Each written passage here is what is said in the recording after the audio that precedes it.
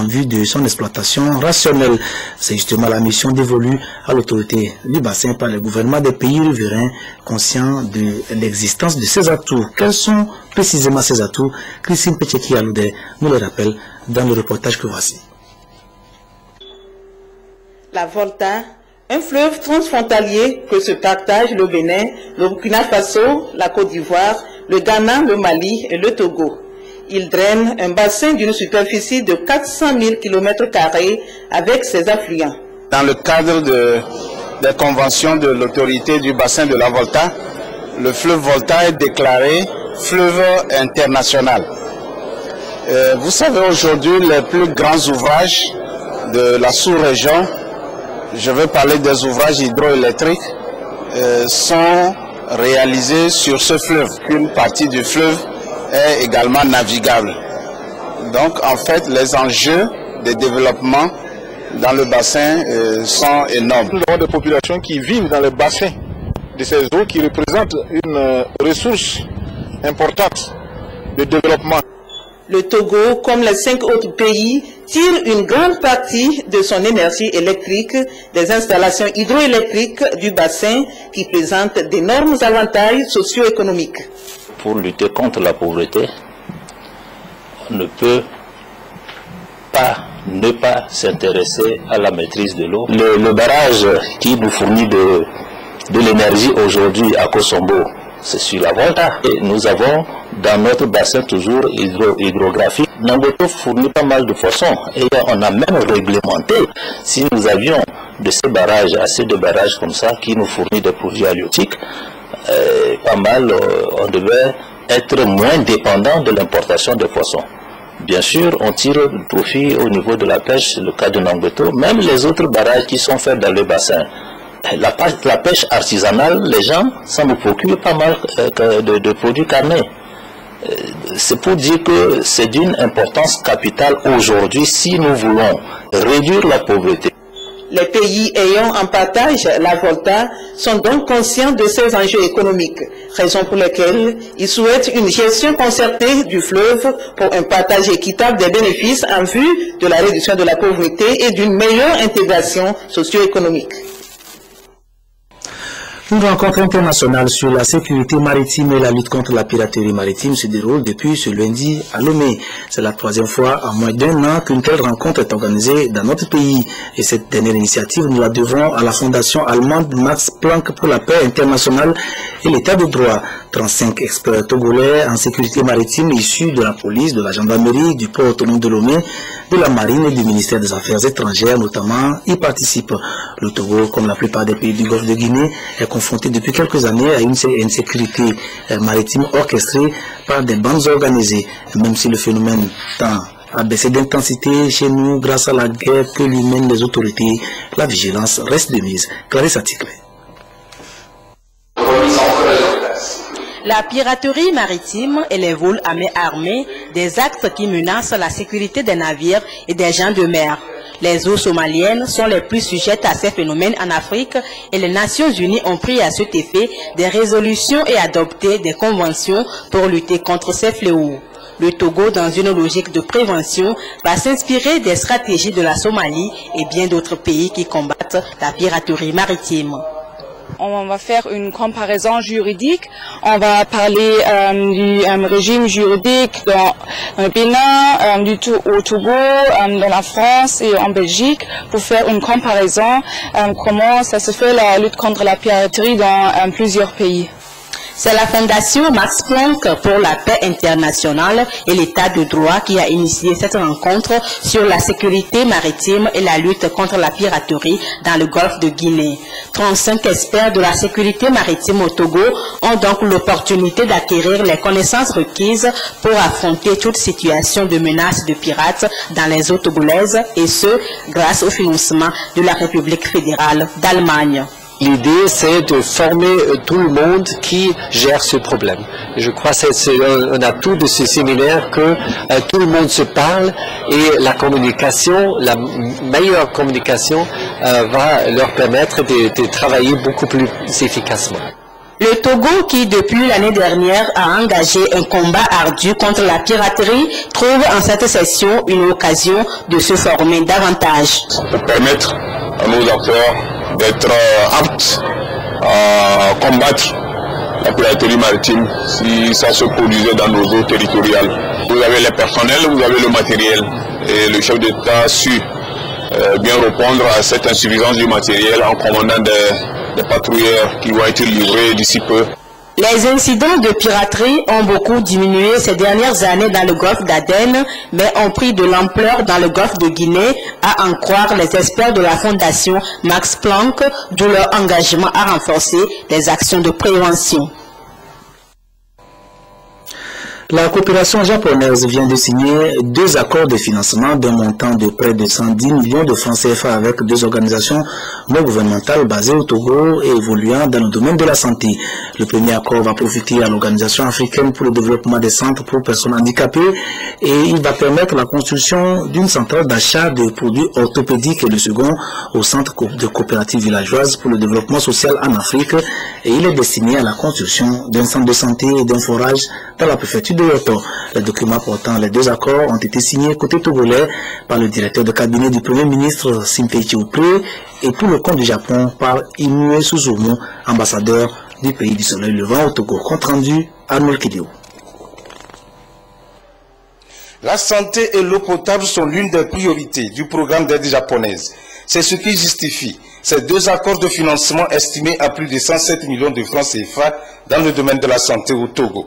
La construction d'une centrale d'achat de produits orthopédiques d'un montant de 55,675 millions de francs CFA sera assurée par l'ONG, Organisation africaine pour le développement des centres pour personnes handicapées. La réalisation d'un forage et d'un centre de santé à Boto-Kosidame incombe à l'ONG, Centre coopérative villageoise pour le développement social en Afrique.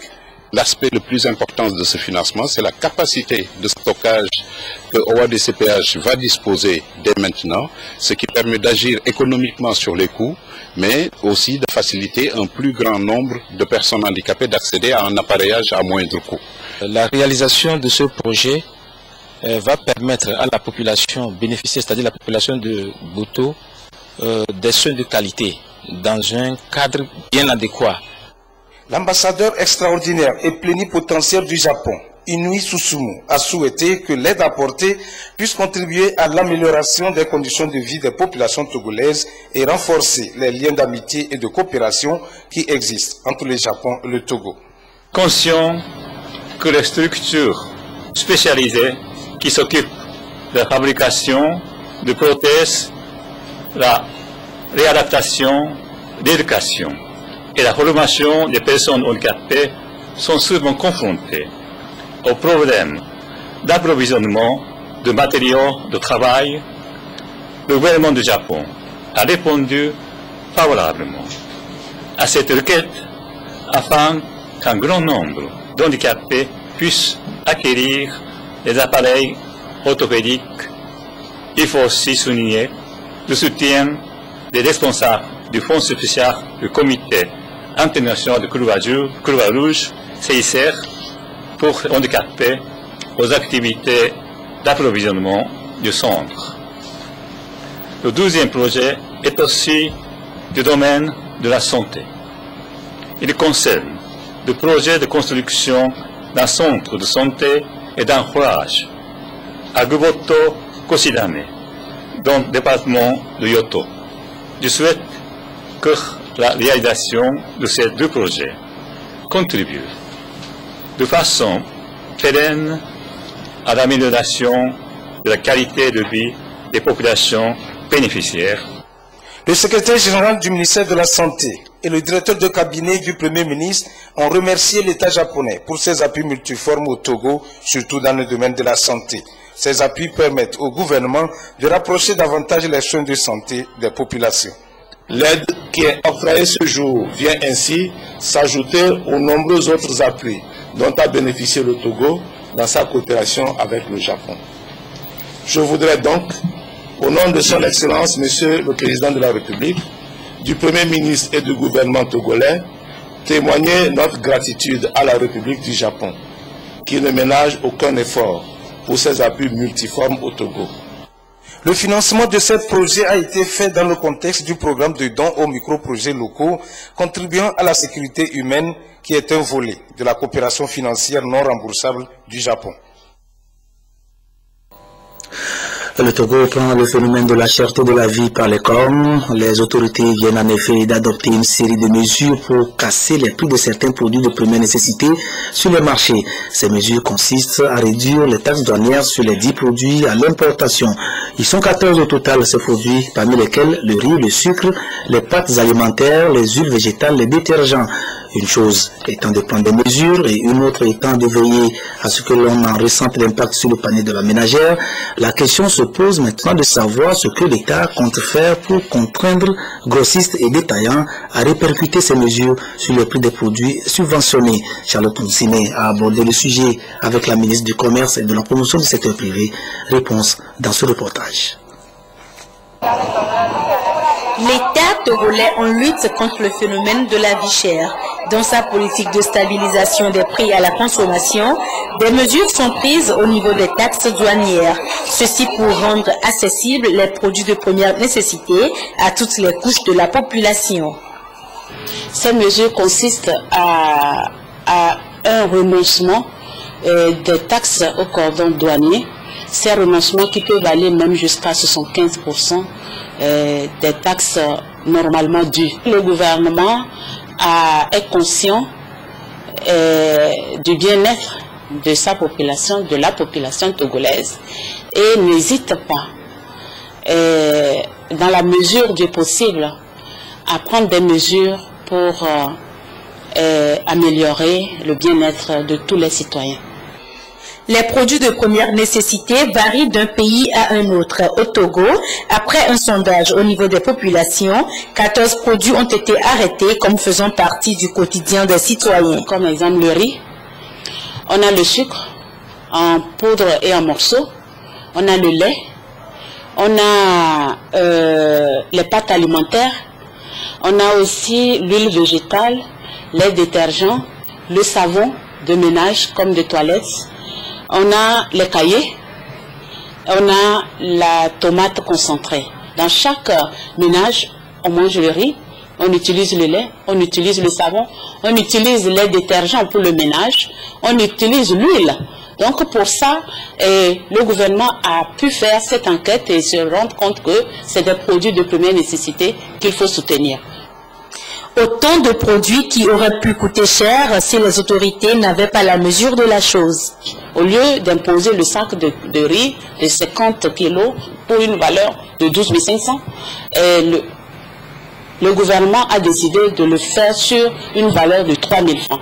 Ce qui fait que le gouvernement renonce à prendre plus de taxes que prévu. Donc, sur le consommateur, ça veut dire que le détaillant ne peut pas aller au-delà de certains prix, ne peut pas avoir une marge supérieure à un certain pourcentage. Et nous, ici, au niveau du ministère du Commerce, on a une direction, une équipe qui, de temps en temps, va sur le marché pour vérifier que les commerçants ne vont pas au-delà des prix homologués. De 2008 à 2012, plus de 104 milliards de francs CFA ont été débloqués pour subventionner les produits de première nécessité. En 2013, 42 milliards ont été injectés.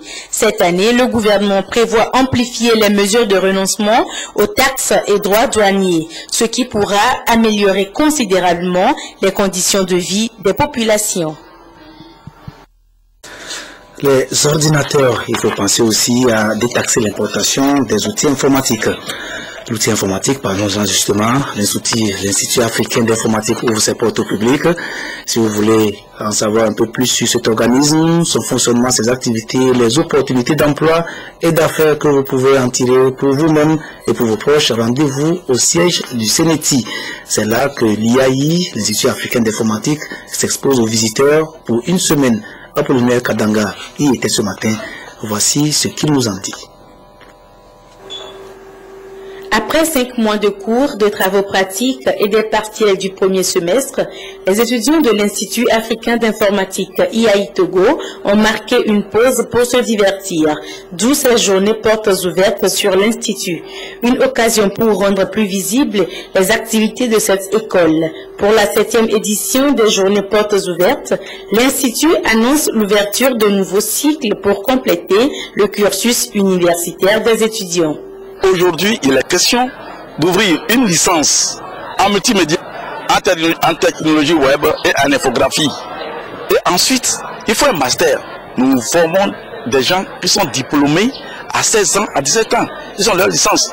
Mais ils sont bloqués. Donc, il est question de leur permettre de renforcer leurs capacités. Il nous faut maintenant un bac plus 5. L'IAI est la première école supérieure en informatique dans la sous-région.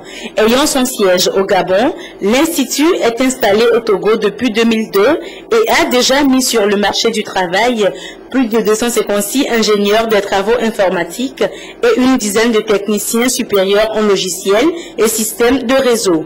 Plusieurs activités vont meubler ces journées portes ouvertes, à commencer par cette caravane à travers les artères de la ville de Lobé.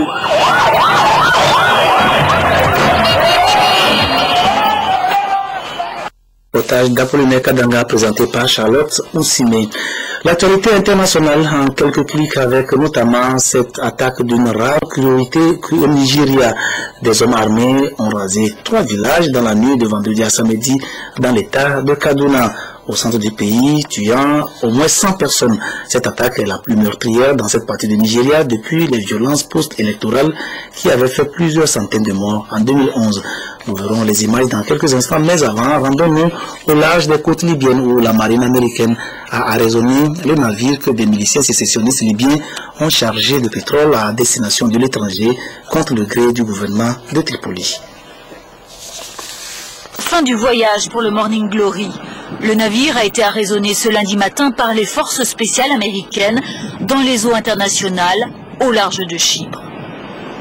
Le Morning Glory, c'est ce pétrolier tombé aux mains de rebelles libyens qui voulaient exporter du brut depuis les ports qu'il contrôle. Il avait réussi à déjouer le blocus maritime. On ne sait toujours pas vers quel pays il se dirigeait. 100 morts au moins dans de nouvelles violences au Nigeria. Dans la nuit de vendredi à samedi, des hommes armés ont rasé 3 villages dans l'état de Kaduna, au centre du pays. La population locale, majoritairement chrétienne, accuse les éleveurs musulmans. Depuis quelques années, l'état de Kaduna est le théâtre d'affrontements intercommunautaires. En Afrique du Sud, le procès Pistorius est entré dans sa 3e semaine. Appelé à la barre ce lundi, Sean Hens, manager d'un centre de tir à Johannesburg, c'est lui qui fournissait les armes à l'athlète handisport. Il a décrit un Oscar Pistorius fou d'armes à feu à tendance paranoïaque, craignant sans cesse pour sa sécurité. Mais selon Sean Hens, le champion savait parfaitement qu'on ne doit pas décharger son pistolet sur quelqu'un qui n'est pas menaçant. Oscar Pistorius risque 25 ans de prison pour le meurtre de sa petite amie, Rivastin Tamp. C'est le futur siège de la CEMAC, la Communauté économique et monétaire d'Afrique centrale.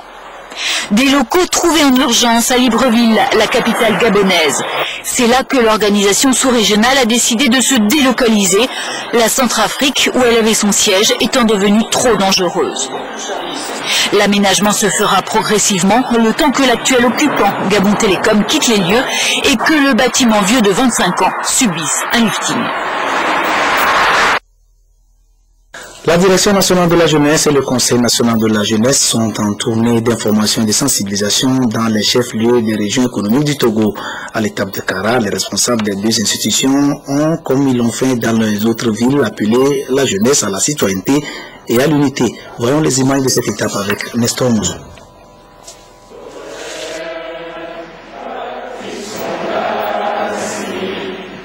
C'est l'étape de Kara, de la tournée de sensibilisation de la Direction nationale et du Conseil national de la jeunesse.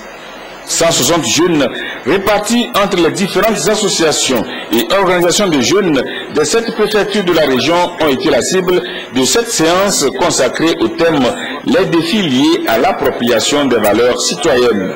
Aujourd'hui, la citoyenneté constitue une priorité pour le gouvernement et le ministère qui est en charge de cette jeunesse a également la responsabilité d'aider cette jeunesse à cultiver la citoyenneté, de sorte à leur donner les moyens de participer activement au processus de développement de notre pays. Et la présente rencontre s'inscrit dans le cadre du programme d'éducation à la citoyenneté que le ministère a développé depuis 2010 et qui, chaque année, permet aux jeunes d'être éclairés, d'être édifiés sur un ensemble de valeurs qui fondent la vie dans la cité et les meilleures manières pour les jeunes de participer à la vie politique, économique et sociale de notre pays. Les échanges se sont aussi focalisés sur l'annulation des élections de renouvellement du Conseil national de la jeunesse et ses démembrements pour vices de procédure et fraude. Les orateurs ont insisté sur la nécessité pour les jeunes de développer des attitudes qui les honorent en même temps qu'elles honorent la République. Une autre commission va reprendre tout le processus de renouvellement. Le magazine La Revue des valeurs citoyennes que Joseph Anega nous a concocté ce soir a justement pour thème la participation citoyenne et l'importance du dialogue. C'est un magazine que vous suivrez tout de suite après ce journal que nous allons refermer sur des images de compétition artistique. Cela s'est passé samedi dernier à Kara. 4 groupes aux genres artistiques différents se sont affrontés pour la finale d'un concours dénommé Nuit des talents. C'est une compétition artistique destinée à encourager la créativité. Nestor Mouzou. Dans un monde de liberté et de paix, je veux voir les balles à la retraite et les armes au chômage, car la guerre a déjà créé tant de dommages. Slam, rhétorique. La paix, comme on a tendance à considérer d'une façon et conte. 4 genres artistiques qui ont été sous les feux des projecteurs pendant 3 jours à Kara. Ces genres sont ceux qui ont été retenus pour cette première édition de la Nuit des talents. Les rhéteurs et les slameurs avaient le français comme langue de prestation. Quant aux griots et conteurs, ils se sont produits en cabiais. Un canevas a été tracé pour les compétiteurs. Leurs prestations devaient avoir en toile de fond la tolérance et la réconciliation. La Nuit des talents est un concours à mettre à l'actif de l'ASCAP, Association culturelle et artistique La Pointe. L'ASCAP s'est fixé comme objectif de promouvoir la créativité. Nous avons remarqué qu'il y a beaucoup de talents qui sont cachés en nous, qui ne sont pas éclors. Et en plus, au niveau des griots et des conteurs, nous avons remarqué qu'au moins dans l'enfance, il y a des temps que nous avons des contes que les parents le faisaient. Mais il y a longtemps que cet engouement ne se passe plus. Franchement, très satisfait de voir ce public. Nous sommes émus. Le premier prix de la Nuit des talents est un trophée symbolisé par une main qui tient une calebasse en or. Lorsqu'on regarde, il y a de l'Afrique qui est en or. Ça veut dire que la main émerge du globe terrestre. Ça veut dire que de l'Afrique et qui tient la calebasse. Or en Afrique, lorsqu'on dit bonne arrivée, on vous donne de l'eau à boire. On vient, on ne vous donne pas la calebasse. C'est là l'idée de la calebasse d'or. C'est pour vous dire que vous avez quelque chose. Et merci. Bonne arrivée. Parmi les rhéteurs, la calebasse d'or a été attribuée à Magloire Boyod. Dans la catégorie des slameurs, Amen Deno est monté sur la plus haute marche du podium. Au niveau des compteurs, Madame Eaoble Pacha s'est adjugé le premier prix. Premier prix également à Mbabanana Kana au sein des griots. Sur scène, mon appel passe.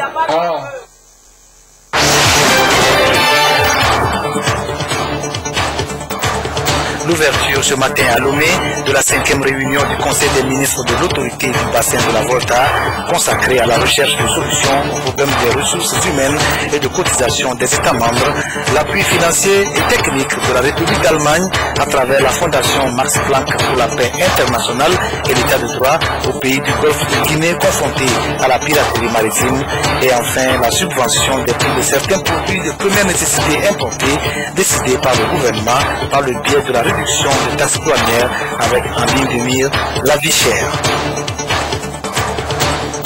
Eh bien, merci de votre aimable attention. Excellente soirée à tous. Au revoir.